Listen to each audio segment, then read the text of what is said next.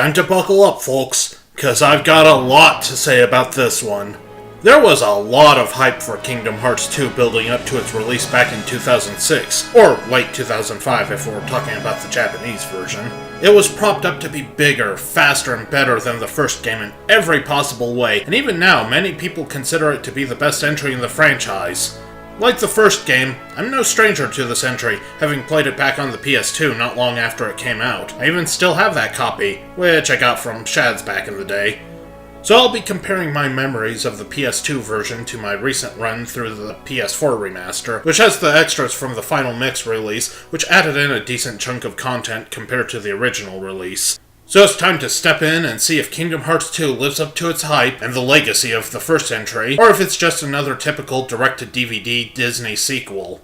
Just a heads up, there will be spoilers for each entry up to this point, and I'll be discussing the plot much more heavily than the first game, so here's your warning. As I said right off the bat in the first game, the music is amazing. As fantastic and endlessly catchy as the soundtrack was in Kingdom Hearts 2 has it topped in pretty much every way. Well, except I think the opening version of Simple and Clean is better than the opening version of Sanctuary, but either way, the music is spectacular. The orchestral version of Sanctuary, or Passion in the Japanese version, alone is so great. Also, like the remix of the first entry, this has an entirely reorchestrated soundtrack, and like that game, I honestly didn't notice much while playing, but I've since heard the reorchestrated stuff, and while I don't necessarily think every track is better in the remaster, there is a lot of improvements when casually listening to it just the same. Once more, typical of Square Enix games of that time, the moment you start a new game, you're met with some fancy pre-rendered FMV CGI, and it's improved over the first games. Moreover, the remastered version of these FMVs don't look quite as dirty as Kingdom Hearts 1.5 remixes did. This opening works as a sort of retelling of the events of Kingdom Hearts 1 and Chain of Memories, but doesn't really give the context of the adventures. Still, it looks pretty, and pretty FMVs are nice. We finally get to see the in-game graphics, and as expected they look Who the hell is this asshole? Yep, I'm gonna start bitching already. This is Roxas. He keeps dreaming of Sora, but there is actually a plot-related reason for this, so... As he lives out his days in Twilight Town with his friends Hainer, Pence, and Olette, you need to get used to him because you're stuck with him for the next 2 or so hours. You're not actually getting used to him, because he sucks. Yes, I know how he ties into the plot. I know the events of 358 over 2 days, or however you're supposed to pronounce that. I don't care. Even if he were somehow likable in that, he's still an annoying bitch in this game. He has basically no motivation as his life seems to be falling apart around him. Instead of actually doing anything about it, he just mopes and whines the entire time, and he has all the personality of a wet cardboard box.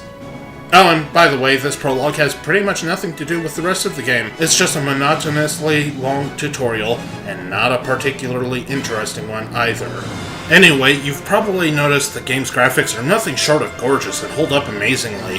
While the remaster is sharper, it's not as though the original game was any sort of slouch visually. It's bright and colorful, superbly animated, and energetic, looking more detailed than before. That being said, there's an oddity in this remaster where it seems to occasionally take the cutscene a moment to load different angles that I swear wasn't in the original. It's really noticeable, and while it doesn't really hurt the game, it's still weird and distracting. So, back at the plot, Roxas and his friends are on summer vacation, and while chilling, it's revealed somebody stole all of their They're gone! Our are gone! All are gone? You can't say why not? But you do understand what I'm saying, right? Our are gone. And not just the word. They stole it, too. Because I'm super funny and clever and original making these jokes. While searching for the thief, because it totally makes sense to hunt down a thief who can literally steal words, you get attacked by this slithery silver dude that you can't hit. After a moment, Roxas pulls a keyblade out of his ass and you're introduced to the game's combat, which I'll get into detail later after I finish bitching about the tutorial. Also, Cypher and his gang from Final Fantasy VIII are here. I honestly wish they had more screen time, since they seem dead on personality-wise, especially Fu and her blunt short sentences. Got a good chuckle out of that. Tournament decides. Oh, and the ability to choose your own build still sort of exists, but not really. Or rather, it's nerfed a bit compared to the first game. You can get a +1 to any stat of your choice here, and then a little later on, before the tutorial's first boss, you can choose which order to learn skills in. But there's pretty much no reason to choose anything other than the shield, since you'll start learning the best abilities earlier. It feels a bit less interesting than the first game, where you chose your primary stat and then chose to sacrifice one, along with choosing how quickly you leveled up, but it serves its purpose. After that, you need to get money for a train ticket to go to the beach. Hope you like boring menial task minigames. Seriously, this is one of the biggest gripes I have with the game in general. There is so much filler and busy work. I'll get to that more in depth later, but this is one of those times where I gotta say, bigger does not mean better. For the best outcome, you need to get 2,000 money, and you start with 150. This will net you a bonus of 2 AP.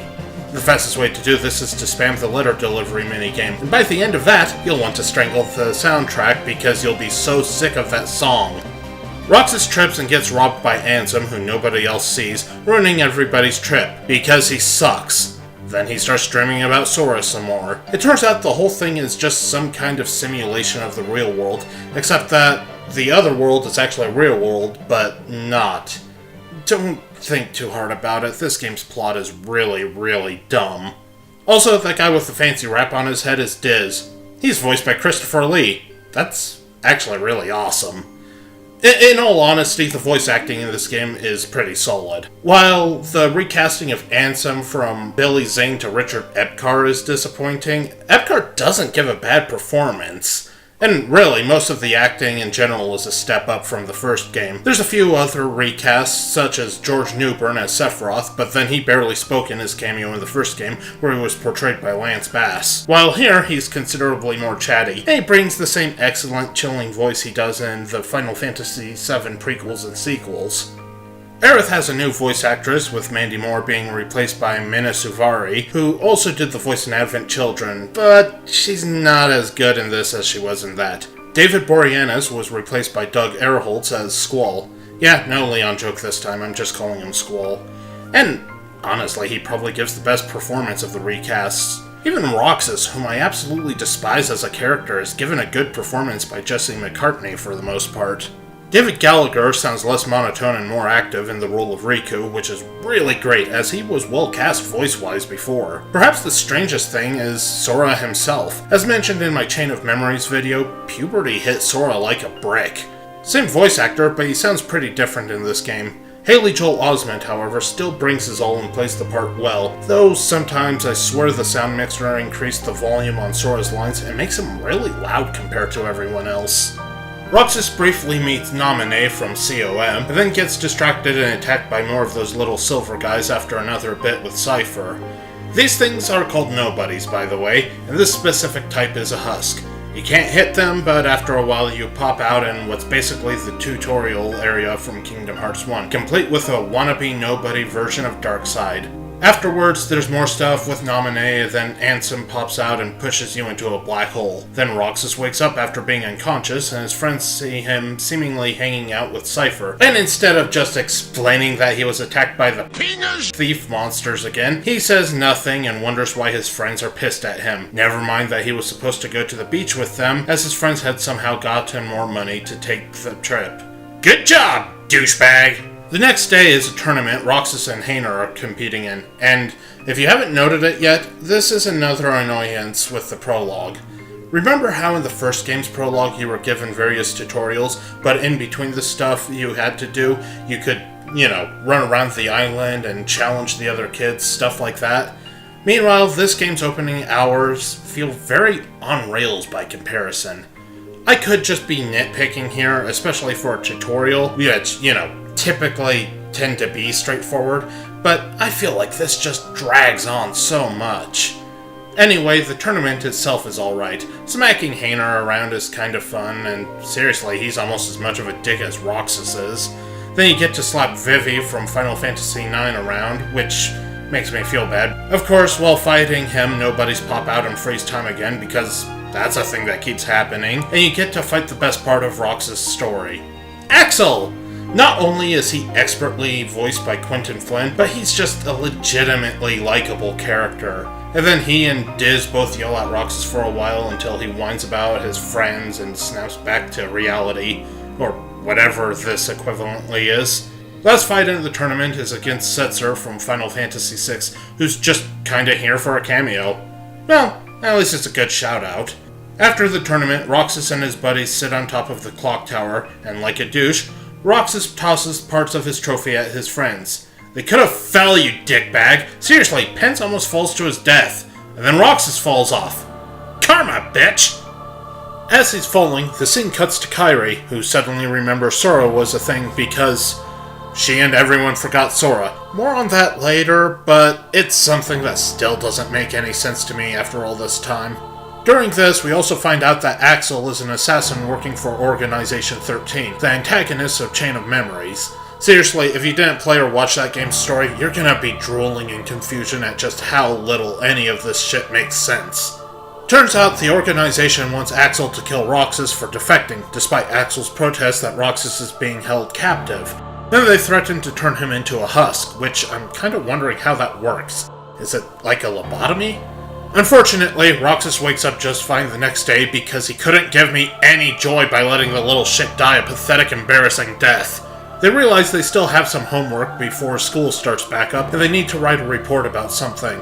Roxas, being the selfish bitch that he is, tells them they should write about him, and everyone shoots that down because nobody wants to inflate the little pissant's ego. They take the train to go investigate the town's weird urban legends, where his friends pull out the gems they got from his trophy, and proceed to ignore his moping when he realizes he doesn't have his anymore.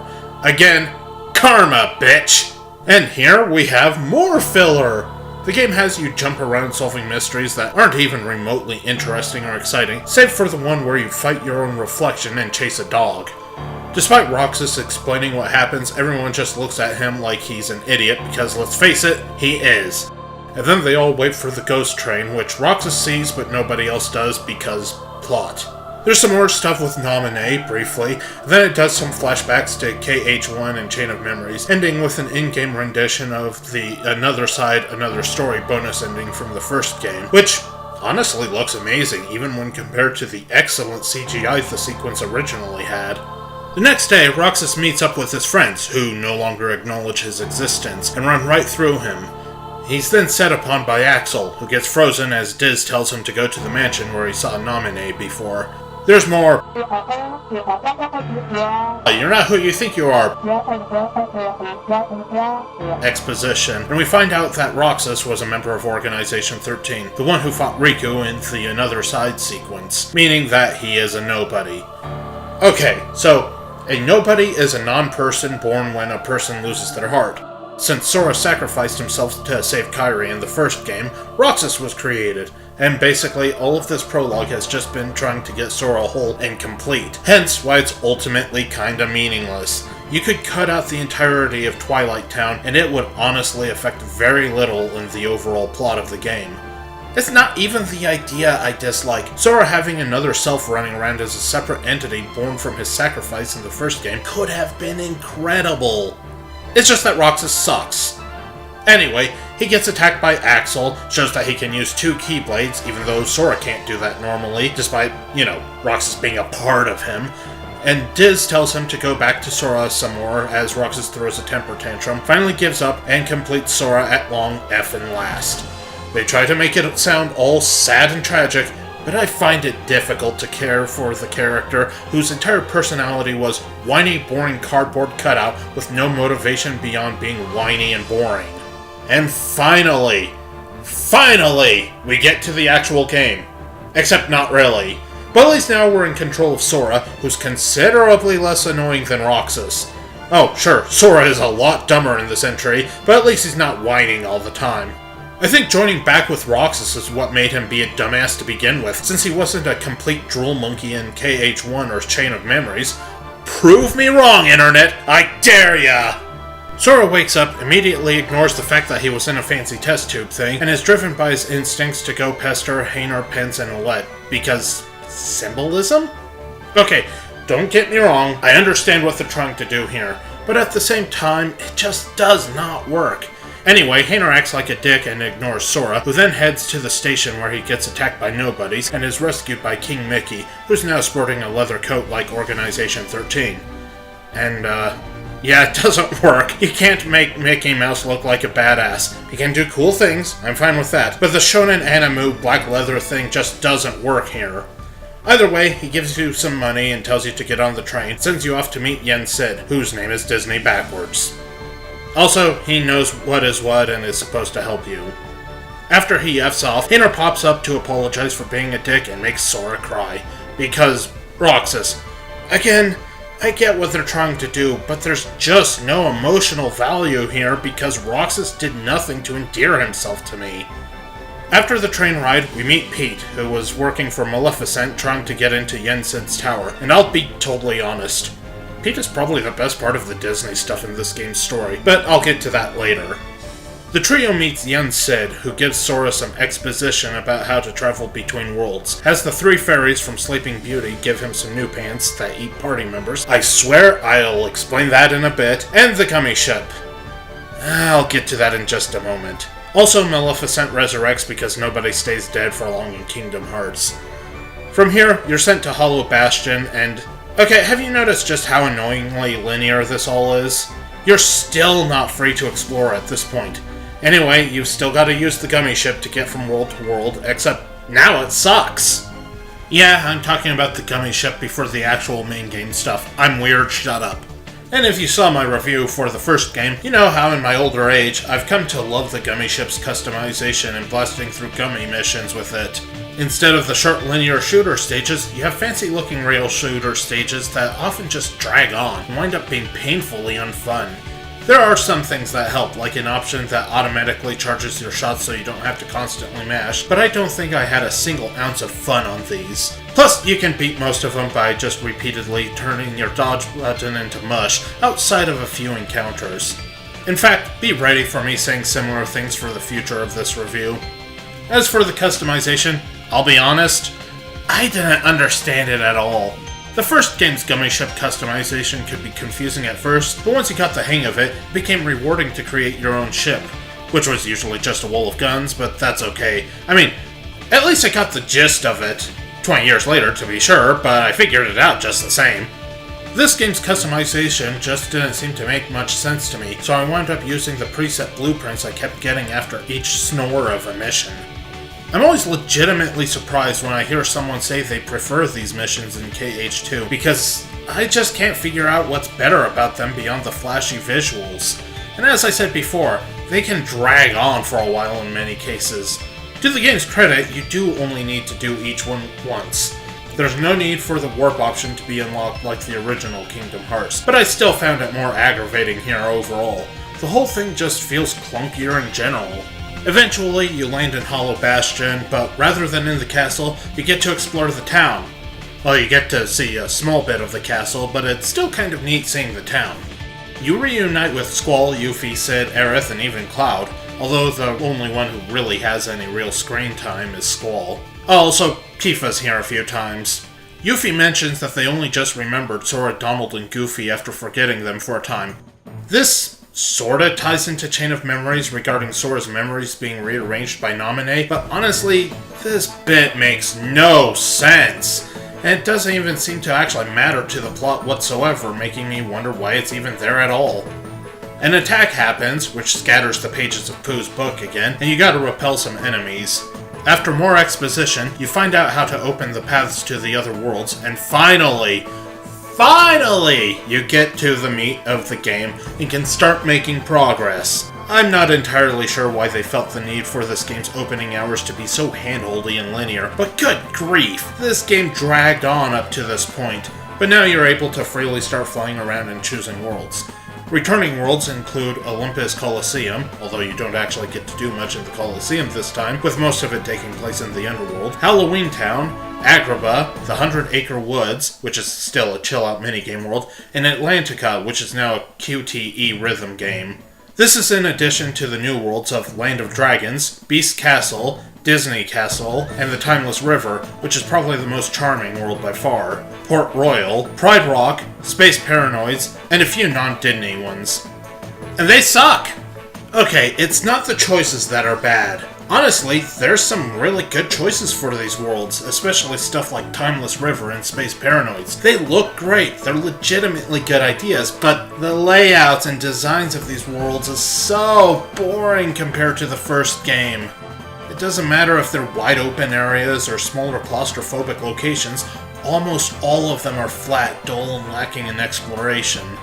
Remember how the first game had lots of neat places to explore, multiple entrances or exits, with treasures always around the corner, and a few interesting environmental puzzles or platforming bits that usually had some kind of nice item in them? Well, you don't get much of that here.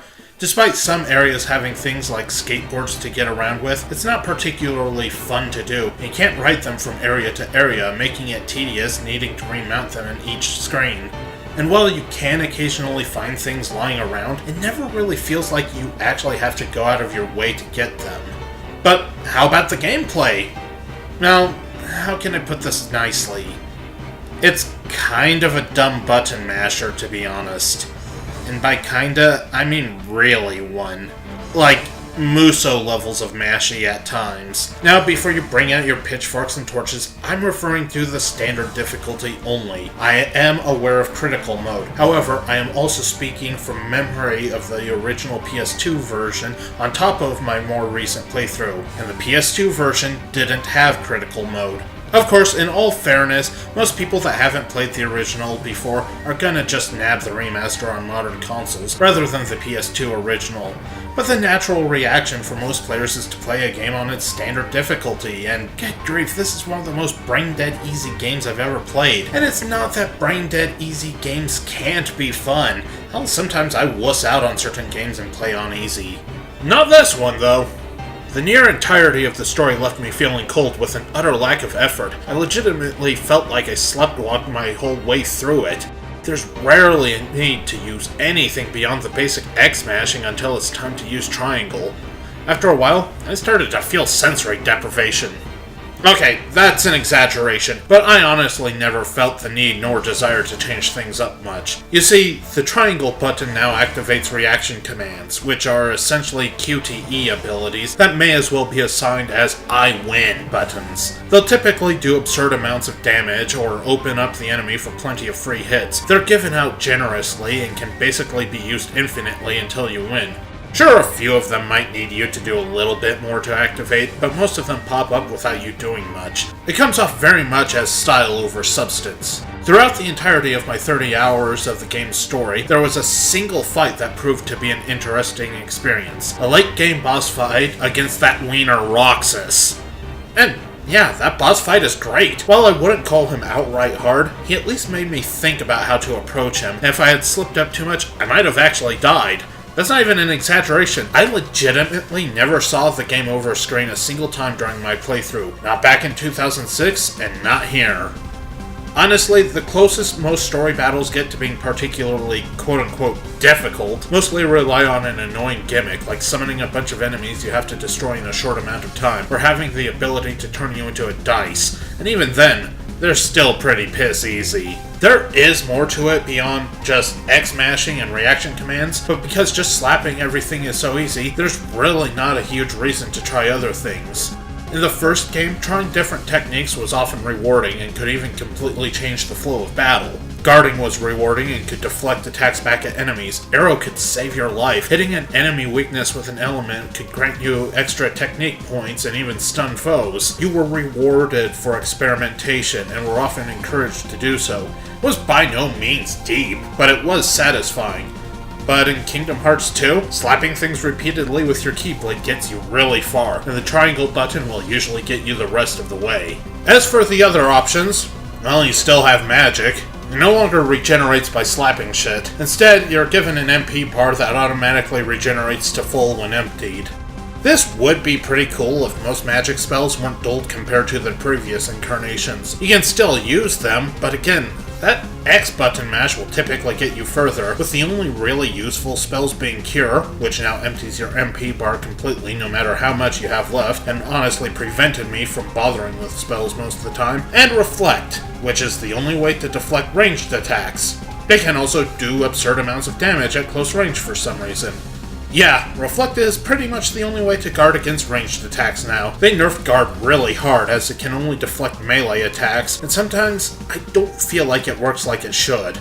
There are times where I felt like an attack slipped through when I didn't think it should, and other times where I feel like I blocked at the wrong time and it still worked. And you don't get your helpful dodge roll this time. Well, you do, but only if you level up the limit form, something that didn't even exist in the original PS2 version. Not that you need it, of course, but I couldn't help feeling a little naked without it. Speaking of drive forms, that's actually a really cool new aspect to the game that I feel was a little bit undercooked. Forms grant you a power-up, new abilities while transformed, and the ability to learn certain new skills by leveling them up.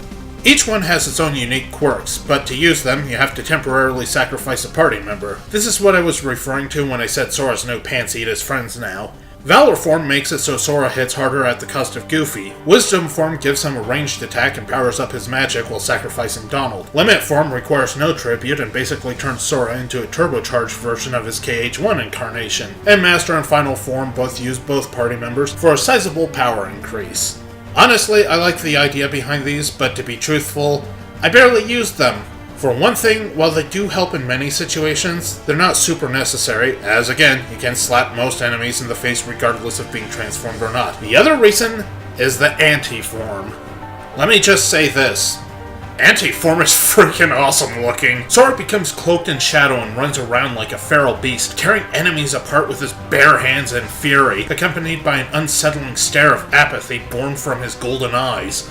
He becomes extremely fast and powerful, but not only can he not use reaction commands, making some fights near impossible to win until it wears off and others potentially easy ways to fail, which brings my gripes about the reaction commands being such a major part of the game to a forefront, but it also uses both party members and you can't heal. In fact, you can't do anything except slap enemies. And it's pretty much pure RNG until you get Final Form, and getting that is a matter of RNG, though Final Mix does make it slightly less obnoxious. But you won't get that until near the end of the game, and during the boss fights with organization members, you know, the place where transformations are probably the most useful, the chance of activating the anti-form increases exponentially, at least in Final Mix. Now, for a fun bit of numbers, when I played through the game on the PS2, I got the anti-form maybe twice. Honestly, I had no idea what it was, but it was cool, and both times were out of boss battles, so it wasn't an issue. And I did pretty much everything I could do on that run. Now, on my run through the remaster, doing pretty much only the story, I hit it about 8 times, despite using the forms far fewer times. Twice were in boss battles. Luckily, all I had to do was run around like a pissant until it wore off, but it was still an annoyance. I'm told this was to prevent drive spamming, but it's kind of funny that I didn't use drives much and I still kept getting hit with the form pretty regularly. And it's more likely to become an issue in battles you typically save up drive energy for. We are then met with limits, which are basically fancy skills where you shoot off attacks in cooperation with a party member, and end it all in a big cutscene blast. These use up Sora's MP as well, but some of these are apparently pretty broken. Honestly, I didn't use them much either, basically only when I forgot to turn off a character's auto-limit ability, and accidentally would activate them while trying to do a reaction command. And then there's the summons. I mean, they exist. I've heard Stitch and Chicken Little are supposed to be pretty handy. I didn't use any a single time throughout my entire run. They use up the drive gauge instead of MP, which I guess is nice if you want some extra firepower, but don't want to risk the anti-form. Like the first game, you equip skills using AP, which you get from, honestly, pretty much everywhere. I don't think I mentioned that in my review of the first game, in which case, shame on me. I like the skill system in these games. It's simple but effective. Use AP to equip abilities to your party full of various effects. Stuff from combo modifiers, damage increase, MP usage, or even stuff for challenge runs like turning off experience points entirely. No snark here, just stating that it's a good system that works well. Now, I'm sure plenty of people watching this are thinking, but these things are all much more useful in critical mode. Great. And I am so glad to hear that, but I can't help but think that these would be a lot more interesting if they had a purpose in the other difficulties, especially considering Critical wasn't even in the original game. Don't get me wrong, I get the idea of needing these different skills on harder difficulties, but it's disappointing knowing the game doesn't really give me benefit nor reward for trying most of this stuff in general on the game's standard difficulty, the mode the game was built around. And yes, I am aware Critical Mode starts you out with a whopping 50 AP and a number of unique skills only existing in said mode, which, yeah, that's really cool. But I'm an asshole, and sometimes I just want to bitch like a man-child. What? I don't get paid to say nice things. I don't get paid for this at all. If I got paid for this, well, I'd still bitch like a man-child because I pretty much am one. Okay, I've been pretty negative up to this point, so I do want to inject some positivity in here. For one thing, this game benefits a hell of a lot more from the 60 frames per second boost in the remaster than the original game or Chain of Memories do. Since it's a lot more energetic and frantic, seeing the whole thing move at the improved speed is wonderful, even if most of the cutscenes are still sadly set at 30 frames per second. The controls are also more responsive. Sora has much more fluid movement, and in general, the game doesn't feel as clunky as the first one did. He regains movement much sooner, and there's less of a pause between actions, allowing the game to keep its motion going. Honestly, because of how much better jumping and movement is, it's a shame there isn't really any platforming. Everything just feels faster and more controllable in general, and it does help with the greater emphasis on visual flash. And the camera? It's improved by so much! It's got a better field of view instead of basically being positioned next to Sora's back, so now you can actually see what's going on around you, instead of it constantly getting stuck on the wall or up Goofy's butt. Sure, there's a few times where it might get caught on something, but I never felt like it was nearly as intrusive as the first games. There's also no underwater bullshit this time. Well, there is, but since Atlantica is made up almost entirely of quick-time event rhythm games, you barely have to move around at all, and you don't have to do any battles. The game is also very well polished. I did encounter a few bugs like Aladdin learning how to tell gravity to piss off, or getting stuck on the Hydra during that Olympus boss battle, but they were pretty minor, and thankfully nothing game-breaking. Every game has bugs, and if this is the worst you encounter, I'd say that's pretty good. And as mentioned before, the music is top-notch, and if you disagree, remember what happened to Steve in the last review, because he was also wrong just like you would be. Anyway, back to the negativity. After you do all the required worlds, you're stuck fighting a battle with 1,000 enemies that basically results in a really boring Muso battle. Smack enemies with X till it's time to hit triangle, rinse and repeat ad nauseum, even as far as this game's concerned. It's meant to be an epic set piece, and you team up with Final Fantasy characters briefly, which is neat, and I'd be lying if I said it didn't look cool, because it really was a visual feast, especially for the PS2. It's also the only time I know of that uses in-game graphics and pre-rendered cutscenes, likely because there was no way the PS2 could have handled that much on screen at once, and while noticeable, I'm not going to pick on it for obvious reasons. It was a good way to depict the sequence while saving hardware power. It's also here where the plot actually attempts to start. You see, before this point, you may have occasionally met an Organization 13 member, but they've just sort of been there as minor nuisances, and here they kinda reveal why they pester Sora. Oh sure, you have a bland fight against Demix, who for some reason is infamous as that one boss to many players, but for the life of me, I've never understood why. Either way, you beat him, Goofy apparently dies.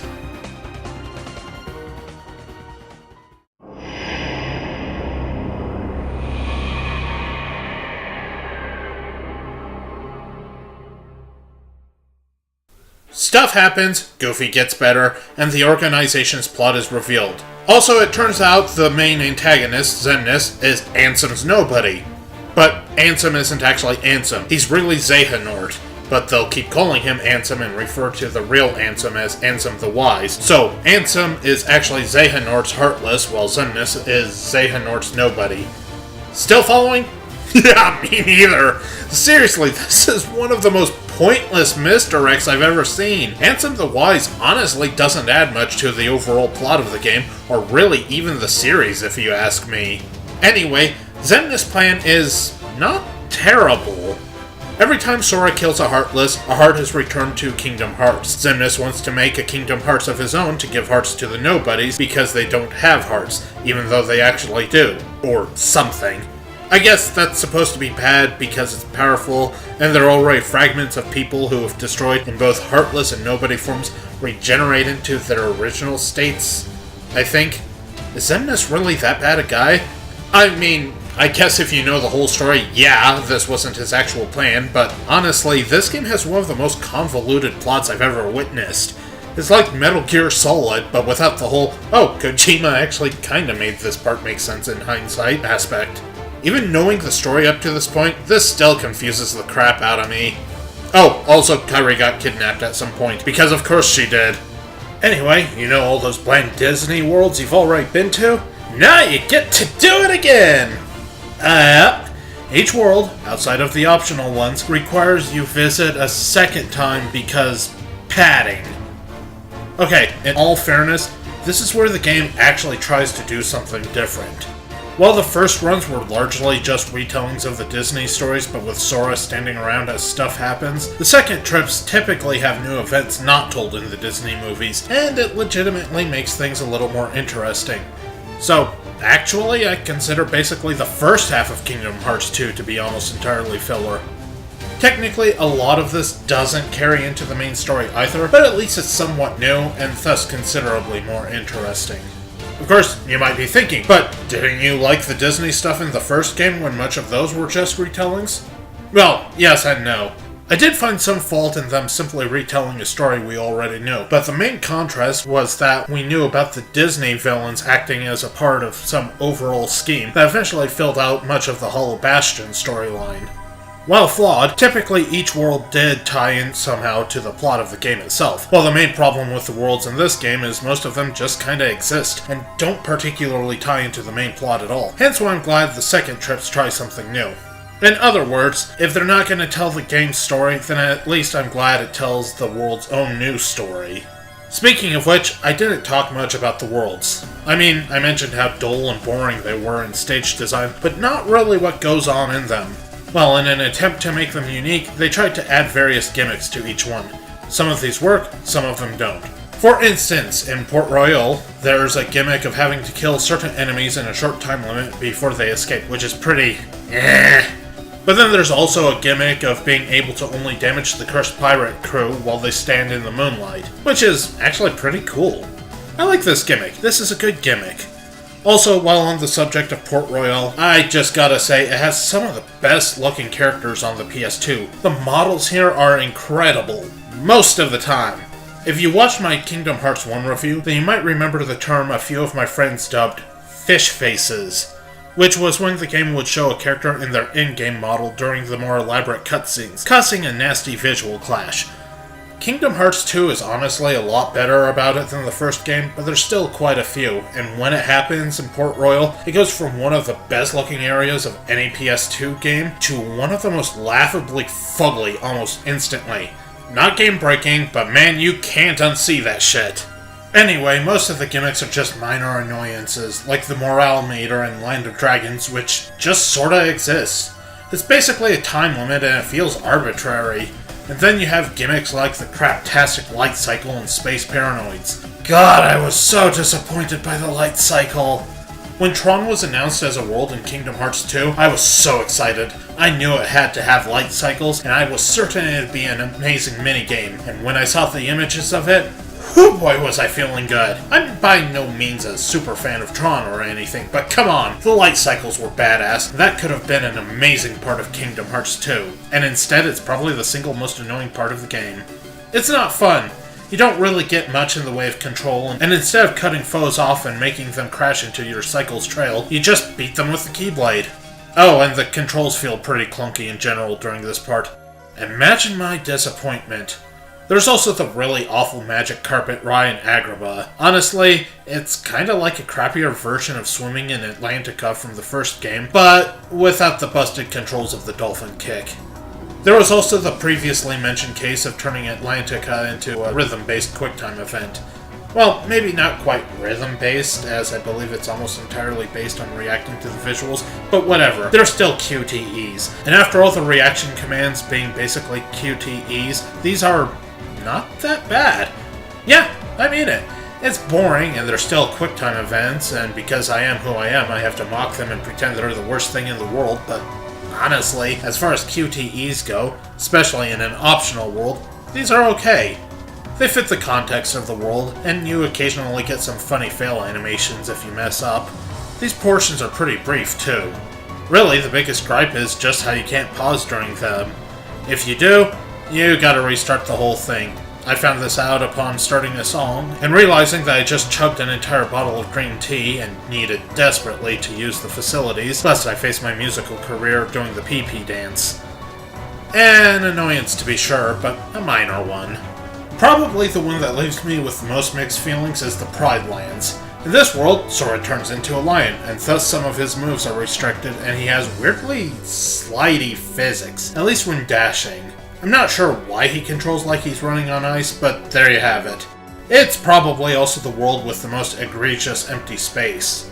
You eventually find your way into the world that never was through Twilight Town after meeting back up with the trio from the beginning. On your way, Axel pops in and blows himself up to save Sora because he reminds him of Roxas. And then you fight Roxas because he's a pissant who won't stay dead! But like I said before, this fight is actually really fun, but you don't get to enjoy it if you're not playing Final Mix.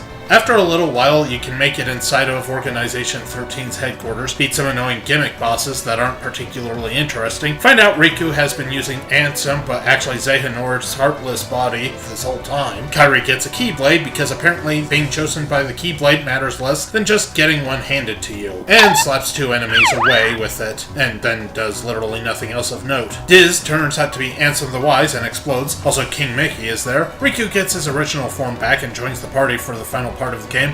Riku is a sexy guy. He's just a sexy guy. And, the girls like it.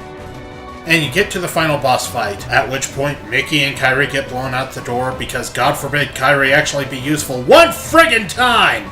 Seriously, imagine how much more interesting this fight would have been if you had Riku and Kairi in your team instead of just Riku. The boss fights themselves are fine, but like the first game, there's a lot of padding where you fight the same forms a couple times with very few differences, and it just drags on and on, and on, and on. Halfway through, you lose Donald and Goofy, leaving you with just Riku, which wouldn't be so bad except for the crappy part where you're on a flying motorcycle shooting a stupid Xemnas dragon, repeating a previous form of the boss, and well, okay, the last boss is at least kinda entertaining in how overblown it is. Especially the game's final reaction command, which requires you to not merely mash X or triangle, but both at the same time. In all fairness, this last part isn't that bad, but man, did my hand get tired.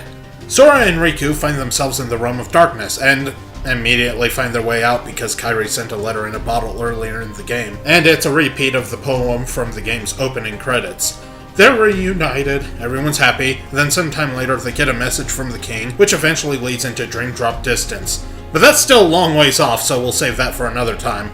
Honestly, I do like the ending. It more or less does conclude this title. But after all my bitching and moaning about the main game's blundering plot and baby mode challenge, what about the post-game content? The Western release of the first game gave us some pretty epic optional bosses, and Final Mix added a new one that I didn't talk about, but heard was pretty hardcore. Well, if you're playing Vanilla Kingdom Hearts 2, then all that there is Sephiroth, and he's a pissant compared to the version you fought in the first game. Which sucks, cause that's about it beyond the Colosseum battles. But, if you have Final Mix, be it the Japanese exclusive PS2 version or the remaster, oh boy! Okay, for all of my gripes about how brain dead the main story difficulty is, man does this turn a total 180. First are the absent silhouettes, which are made up of Organization 13 members who don't appear in this game, as Sora slaughtered them in Chain of Memories. Now, I saved these for after my playthrough, so I may have been a bit overpowered when fighting them, as they weren't too hard, but even then they required a bit more finesse than mash X or triangle, bringing some clever and unique strategies. Even at my higher level, they gave me a decent run, and I easily could have gotten squished by them if I wasn't careful. I haven't fought all of them yet, but they're a nice breath of fresh air. Next are Mushroom 13. I I don't really get these things. They're basically mini games where you do stuff. I don't really know what I was doing with them, but hey, they're neat, I guess. They too aren't void of some semblance of coherent thought. There's also the data battles. Basically, these are screw-you turbocharged versions of Organization 13 bosses, and they pack a wallop. Or so I'm told. I never actually fought them, but I'll take people's word on this one, considering the absent silhouette battles weren't pushovers. There's also a bonus dungeon that exists in the middle of Hollow Bastion called the Cave of Remembrance. Beyond that, there's also collectible puzzle pieces in each area that require you to learn and use your drive form growth skills, which are the closest you'll get to platforming challenges in this game. And then there's the Lingering Will. He's tough! This was basically my whole fight against him. That was my buddy Tom's idea. He told me to do this. He knew I'd get slaughtered. He did that just because he wanted to laugh at me. Well, who's laughing now? That got me! Yeah, there is a game over screen. Okay, yeah, Lingering Will is definitely a foe that requires considerable effort, even without critical mode. Now, since I mentioned critical mode, and people will inevitably bring it up as a counter to at least some of my arguments, yes, it may very well fix many of the issues regarding the game's difficulty, but it does not repair the awful area design or broken story. Also, for contrast, this is my buddy Tom playing on Critical fighting Lingering Will. That it exists for people who want it is a wonderful thing, and I do not intend to demean that or lower the value of its existence. But it still doesn't change the fact that the base game difficulty is still laughably brain-dead and lacking in player motivation, and it would have been nice if I felt at least some personal motivation on standard difficulty to try different tactics, skills, or loadouts on occasion. And if for whatever reason you're playing the PS2 version, then you don't even have access to critical mode to begin with. Critical mode itself is a good concept. Everyone, both you and enemies, take more damage, you get new skills to compensate, and a ton of AP, and fights become faster and more dangerous, but I still wish they'd balanced the standard mode a little more like they had done with Kingdom Hearts 1.5. Still, even if I haven't quite gotten to it yet, I do appreciate critical mode's increased challenge. Jesus Christ, Tom, stop showing off! Man, now I'm feeling inadequate. So, I've done a lot of bitching with some praising in there, and it comes back to that question. Is Kingdom Hearts 2 worth the massive hype it's built up? Well, I'm about to piss off a lot of people, but no, not really. I find the game to be entirely average. I don't think it's terrible or anything, despite how much I complained about it, but I don't think it's particularly great either. I just kind of find it sitting in the middle. I was bored for a lot of it, but I didn't feel like chucking it out the window like I did Chain of Memories, which would have been a bad idea since I have it digitally, but that's beside the point. But I also didn't feel charmed by it like I was the original either. I will say I enjoyed it more than I did a decade ago, and that was before touching any of the post-game content, which I basically only did for this review. But I can't really claim the game is as hype-worthy as I often see it made out to be when so much of it left me feeling meh. On standard, I only found myself truly entertained a few times before the post-game content, which means I wasn't having a real great time for roughly 95% of the game's total size, coupled with a hashed-together story that meanders for its entire first half and kinda stumbles around until the last few hours. Now, don't get me wrong. There are good moments. There is a lot of neat set pieces, and while the story is pretty awful, there are bits I like. Obviously, the game is gorgeous, with a quality presentation, and an amazing soundtrack, along with solid voice acting. Seriously, something I didn't mention before is Xemnas has an incredible voice, and I'm pretty sure it's the sort of voice that makes women's undergarments melt. Bravo, Paul St. Peter! I will not allow it to end this way. Not yet. Honest question. How the hell do I get a voice that sexy? So, yeah, I have a hard time recommending this game. It kinda is like a straight-to-DVD Disney sequel. It looks the part, and it sounds the part, but it feels like it lost a part of its soul on the way and forgot the things that made the original so charming. If you plan on playing the series, then sure, you'll want to play this game, even though it really does feel a lot like filler. It's sort of the Mass Effect 2 of the Kingdom Hearts series. It changes things for better and worse on different aspects, and the plot kind of feels like it's often just setting up the next entry. Again, I don't think it's a bad game, despite how much I complained about it. I just find it entirely middle of the road, and there are good aspects in there. My biggest issue is less that it's easy, despite how much I complained about that, and more the lack of player effort. If you do plan on playing it, I definitely recommend getting Final Mix, which means the PS3 or PS4 ports, unless you have a PS2 that can play Japanese games and you understand moon runes. I definitely can't personally recommend buying the remaster or bundles just for this one game alone, but throw in the first game and it's undeniably a good deal in terms of how much content you're getting. And of course there's other stuff in the bundle, so back when I played Kingdom Hearts 2 on the PS2, it kind of turned me away from the series for a long time. I felt like it was going in a direction that I wasn't sure I wanted to go, and it left me feeling unfulfilled. But we're not done yet. There's still one more game in this specific remaster, and more beyond that in the full bundle, along with a few stories I may touch upon. And from here on, it's all new to me, so I'm stepping into the dark unknown after leaving the franchise slumbering, waiting for it to get my attention anew. A birth by sleep, if you will.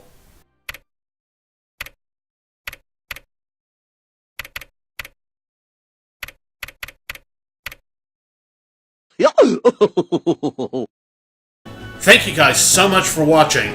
Agree? No? Only disagreements, huh? Oh shit, I should have expected that. Well, if you're not after my blood yet, or you think I can somehow be redeemed, check out my video on the first Kingdom Hearts, which is not only much shorter, but also is a game that I still really enjoy. Or if you're some kind of masochist, you can watch me bitch about Chain of Memories instead. Good grief, this was a long video.